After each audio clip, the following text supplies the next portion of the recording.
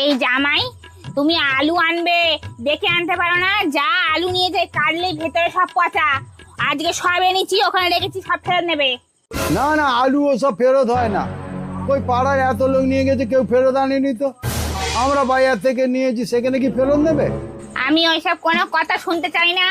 আলু এনেছি, সোজা ফেরত নেবে, নিয়ে আমার টাকা সব ফিরিয়ে দেবে। 2 সপ্তাহ ধরে একই হচ্ছে, আমার সব লস হয়ে যাচ্ছে। না না, ওসব ফেরত হবে না। আলু নিয়ে যাও, ফেলে দাও, যা পারো করোগে। আলু এখানে ফেরত দেওয়া যাবে না। তোমার এত বড় আসপর্দা, তুমি আমার মুখের ওপর না বলছো? আমাদের বাড়ি থেকে আর কেউ তোমার দোকানে আসবে না, এই বলে দিলাম। মা, এমন চেঁচামেচি করছেন কেন? কি হয়েছে? কি আবার হবে? দেখো না, জামাই বেকার বেকার আমার সঙ্গে তর্ক করছে।